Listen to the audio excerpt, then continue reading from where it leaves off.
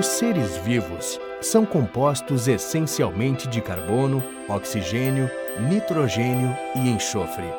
Funcionamos porque esses átomos se organizam em moléculas, que por sua vez se ordenam em estruturas tridimensionais. A bioquímica tem nos ajudado a entender a saúde e a doença. Tudo que acontece, tudo que se move, tudo que é vivo tem bioquímica por trás.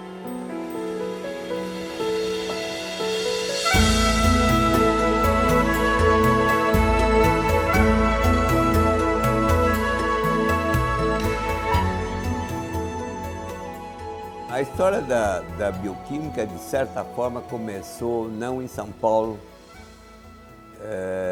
mas em Belo Horizonte, com um professor chamado Baeta Viana, que formou, de alguma forma anormal, eu diria, os primeiros pesquisadores da área da bioquímica e de ciências fisiológicas. O Baeta, a aula dele era muito interessante, porque ele falava não só de bioquímica, mas falava da situação do Brasil. A gente entrava para o laboratório com uma ideia de pesquisa, mas ele não, ele determinava qual era, o que eu ia fazer primeiro. A gente começava no laboratório de baixo mesmo, soprando vidro, fazendo pipeta. Depois a gente fazia química analítica um pouco. Química analítica é um processo de análise de substâncias rigorosas. A gente tinha que fazer isso. E tinha os projetos, pequenos projetos que o professor nos dava, mas que a gente fazia, mas fazia escondido também. Do Baeta Viana saiu vários pesquisadores que foram para São Paulo e fizeram a bioquímica, o Moura Gonçalves, que foi para Ribeirão Preto, o Leal Prado, que foi para a USP em São Paulo, então Ferreira, que também. Então, é difícil você falar em bioquímica no Brasil e você não levantar o nome do professor Baeta Viana. E um segundo ponto, também o nome do professor Diniz, que foi discípulo do Baeta também.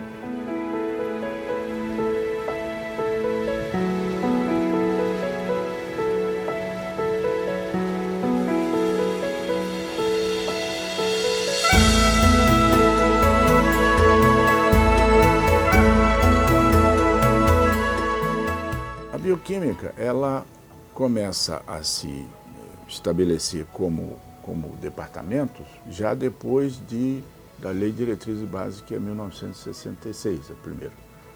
Então, até então, haviam disciplinas. Então, havia disciplina na Faculdade de Veterinária, onde eu estava, havia disciplinas em institutos de Química, na Federal do Rio de Janeiro, na época, a Universidade do Brasil, havia nas medicinas, e então você tinha disciplinas que eram vinculadas a uma carreira mais química ou mais biomédica ou médica. Com a Lei de Diretrizes Básicas 66, surgem os departamentos, que até então as disciplinas eram isoladas, vinculadas à faculdade e tal. Eu acho que alguns grupos que foram importantes aqui, certamente é o do professor Isaías Hall. Ele teve um papel importante, formador. Ele é um revolucionário, né? Ele criou e ainda continua criando muita coisa. Eu me lembro muito, mas é um impacto muito grande que teve na minha vida os meus professores aqui. O professor José Leal Prado, que foi o idealizador desse curso revolucionário na época, que é o curso de Ciências Biomédicas, que hoje você encontra em todas as universidades federais, no mesmo molde da Escola Paulista de Medicina, poucos alunos vocacionados para a ciência, numa relação tutelar do professor com o estudante. Havia algumas lideranças muito fortes. Entre essas lideranças estão, principalmente, do lado da bioquímica, José Ptilento, Francisco Lara. Pelo lado da Paulista, o Paiva foi fundamental, mas havia gente relativamente mais nova, que é da minha geração, já tendo importância.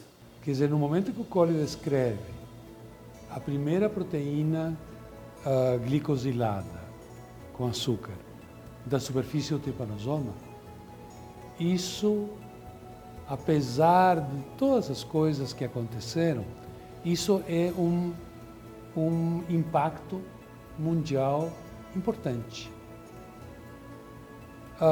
Outro destaque, o trabalho do Peter Dietrich. O trabalho do Peter Dietrich também, estamos falando, é gozado, que tudo mais ou menos na mesma época, tá? Na época de ouro de Caxambu. Se as duas coisas têm a ver ou não, não sei. Quizá tenha. O trabalho de Dietrich muda a forma em que o mundo pensa heparina e derivados. Tá? E ele tem um impacto internacional profundo, que tem derivações para a medicina, para a estrutura da célula, para um monte de coisa. Outro que está aqui é o professor Marcos Mares Guia, que junto com o professor Diniz fizeram um enorme avanço na bioquímica de Minas Gerais. Os dois bioquímicos, os dois médicos e bioquímicos. E o Marcos Mares Guia, com o apoio do Diniz, criou a primeira empresa brasileira nessa área de biotecnologia, não se falava nisso na época, que é a Biobras, para a fabricação de insulina. O Brasil é importantíssimo, reconhecido mundialmente pelo sistema que é a bradicinina, que é uma das descobertas de maior impacto até hoje na medicina. Em 1970 houve a reorganização da universidade, né, a reforma universitária, e todas as bioquímicas foram reunidas em institutos básicos. No caso, a bioquímica da Faculdade de Medicina veio para cá, montando o Instituto de Química. Então eu vim para cá. Aqui em São Paulo, o movimento que vem de antes da década de 60, que é o movimento do fim da ditadura Vargas, na nova Constituição de 45, que criou a FAPESP. Que resultou da iniciativa, entre eles, desse professor Lara, que foi meu orientador, professor Paiva, da Escola Paulista de Medicina, na época chamava Escola Paulista de Medicina, hoje é a Unifesp, e conseguiram convencer a direção da FAPESP a investir um dinheiro grande para criar uma infraestrutura mais pesada para a bioquímica em São Paulo, para ir deslanchar.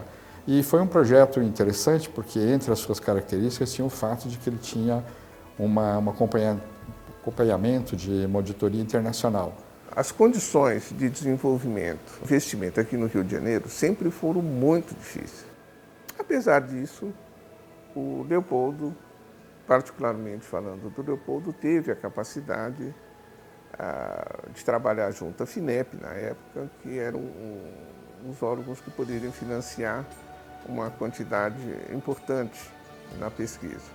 E foi através da FINEP que eu diria que o Instituto, hoje Instituto, antigo Departamento de Bioquímica Médica, alavancou. E o Leopoldo, eu acho que chegou muito perto de ganhar o Prêmio Nobel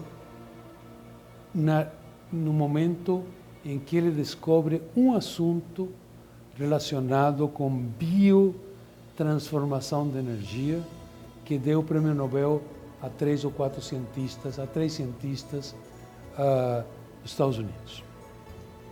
Eu acho que o trabalho do Leopoldo nessa época, fim da década de 70, começo da década de 80, foi absolutamente pioneiro no mundo. Esse é um destaque grande.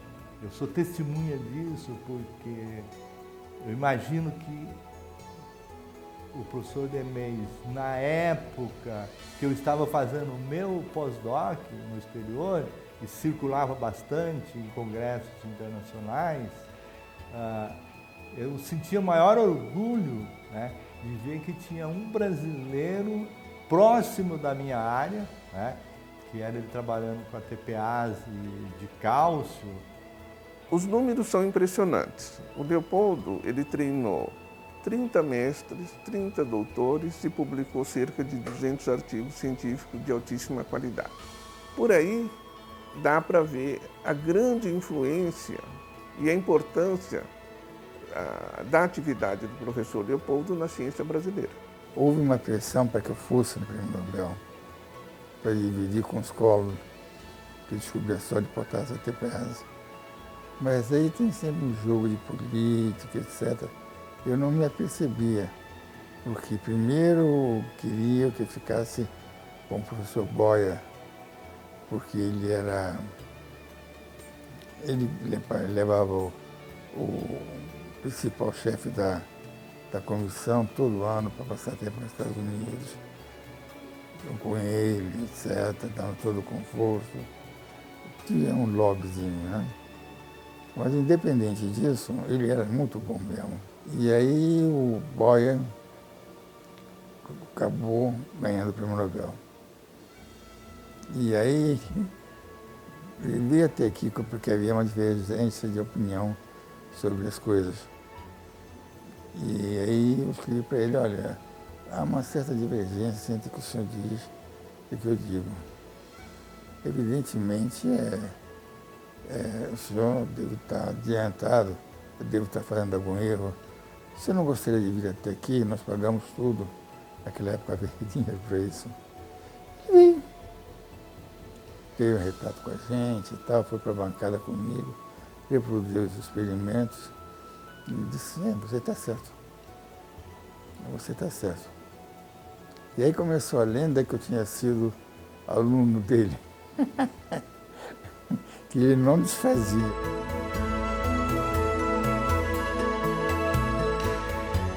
A bioquímica como área de ensino e área de pesquisa era reconhecida como extremamente deficiente, não somente na nossa universidade, mas em todo o estado e, quem sabe, no sul do país. Na década de 50.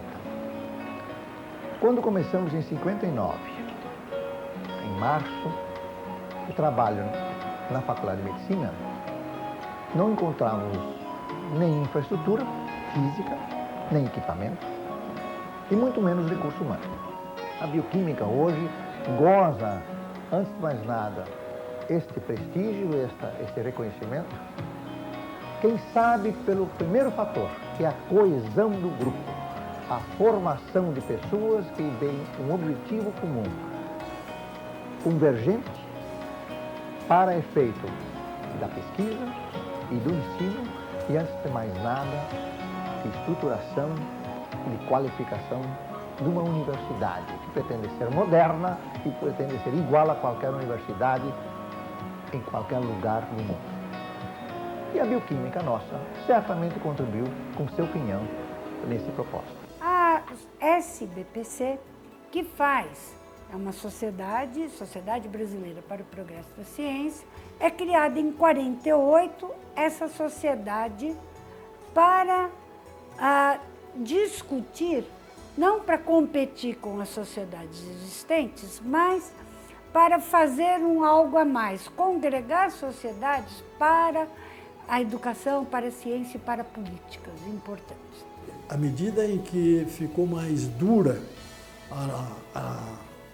o regime, mais duro o regime militar, que é depois de 68, houve um movimento de separar uma atividade que cuida do desenvolvimento de áreas especializadas, como é o caso da bioquímica, e os seus líderes participando dentro de movimentos nascidos dentro da SBPC ou outras iniciativas, onde cuidavam de problemas mais assim de posicionamento político.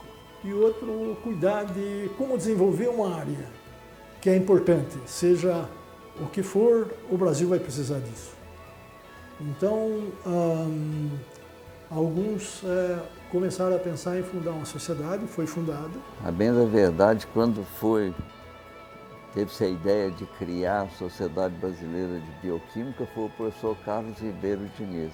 A presidência, até essa época, ela era itinerante, quer dizer, a sociedade era itinerante. Ela ficava no laboratório ou na instituição do qual o presidente pertencia.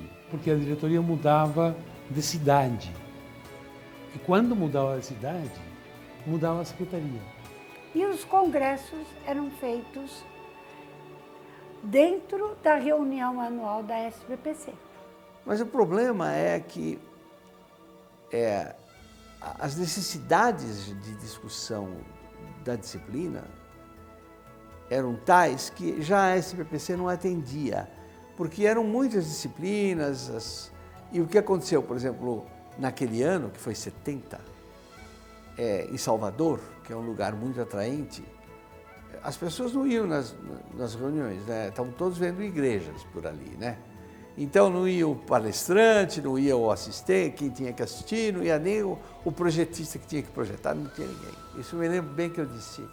Nós precisamos encontrar uma cidade em que um hotel é mais bonito que a cidade. Aí fica todo mundo dentro do hotel discutindo bioquímica, né? A gente põe mais ou menos equidistante, de fácil acesso, para os 3 principais polos da ciência que tinha naquela época. Então, aonde ficaria fácil para todo mundo poder chegar e mais ou menos equidistante de Minas, na verdade, Caxambu é Minas, mas olhando o grande polo Belo Horizonte, do Rio e de São Paulo.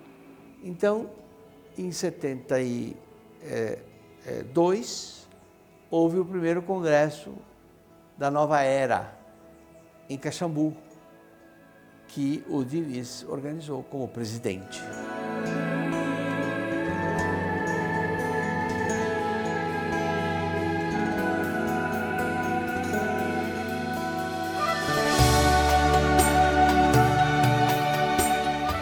E foi muito importante no nosso primeiro mandato, nós fizemos o que chamamos de geração bioquímica, um simpósio com a geração bioquímica.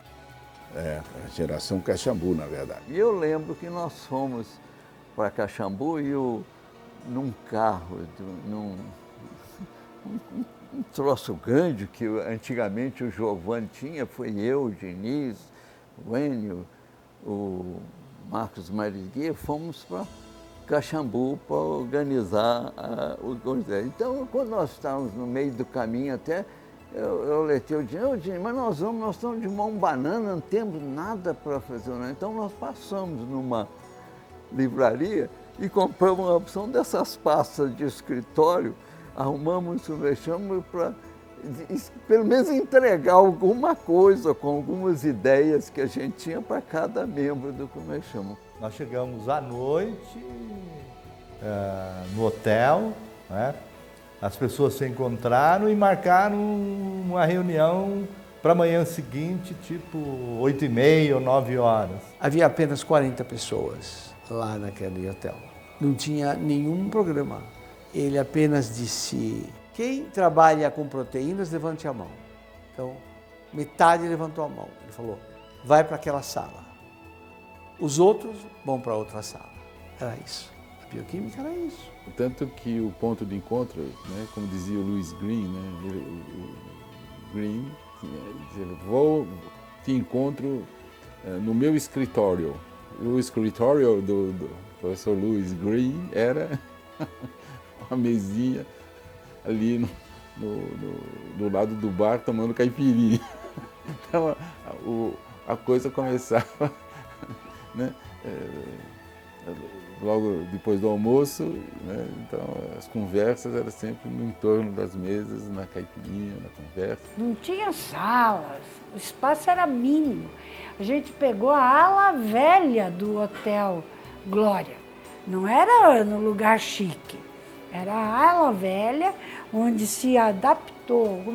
E uma das mesas ao redor da mesa de sinuca. Por exemplo, as minhas relações com o Rio de Janeiro, praticamente surgiu uma ligação entre quem mexe com bioquímica de inseto no Rio de Janeiro e aqui com São Paulo, foi feita no bar.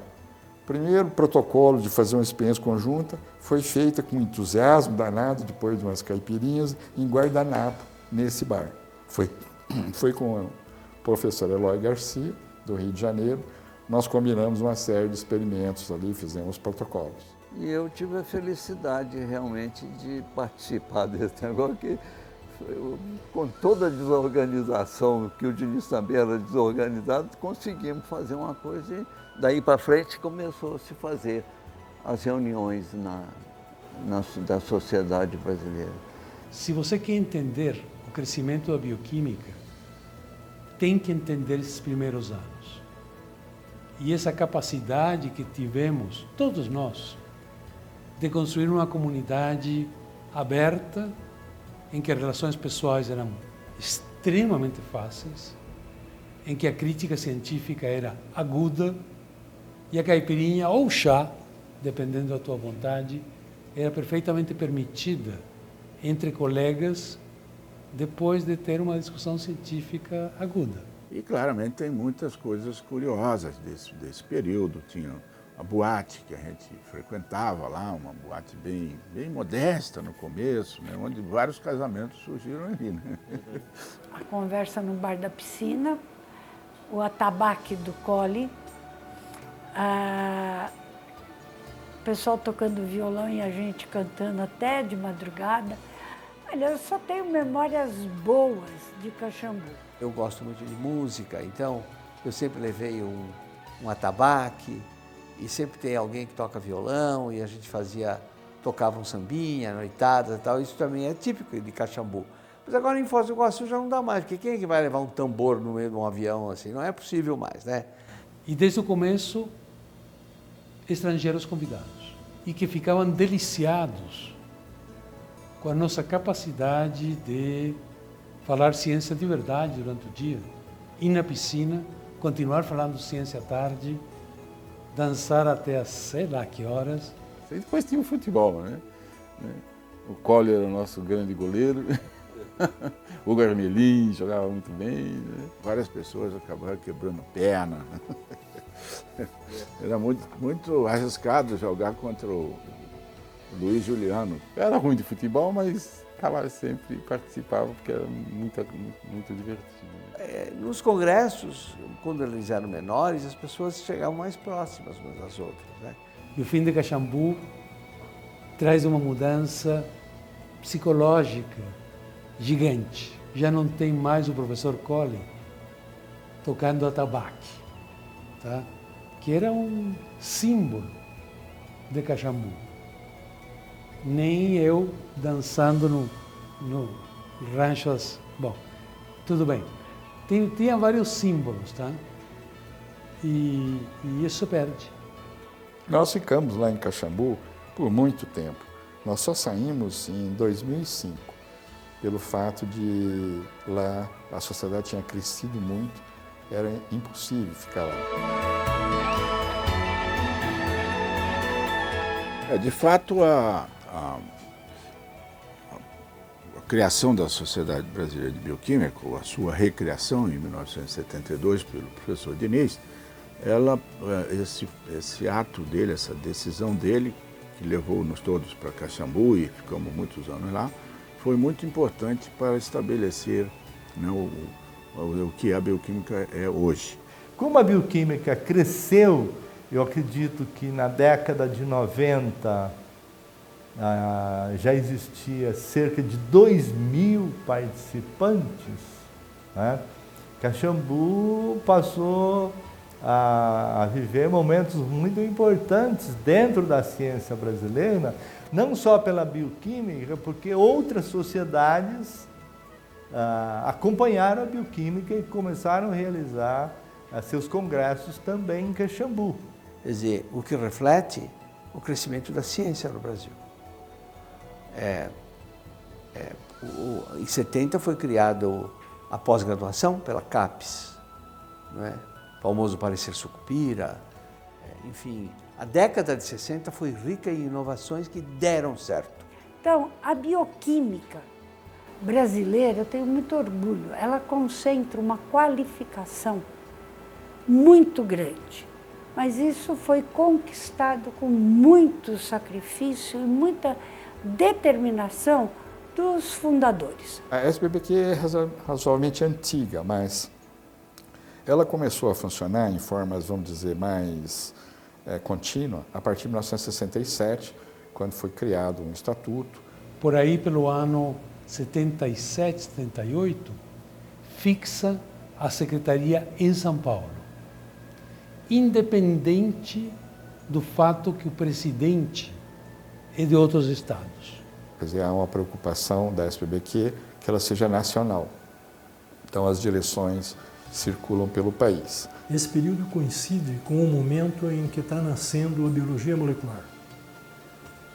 que na época era mais uma região interdisciplinar, onde estavam se fundindo a bioquímica tradicional e a genética recente. Quando se percebeu o movimento da criação, o impacto da biologia molecular, a sociedade foi brilhante. Para evitar que houvesse um esgarçamento, porque são coisas muito parecidas, as técnicas são parecidas, tudo é parecido. E a sociedade mudou seu estatuto para poder incorporar Sociedade Brasileira de Bioquímica e Biologia Molecular. Visão brilhante, de novo, de manter junto, porque junto a força é maior.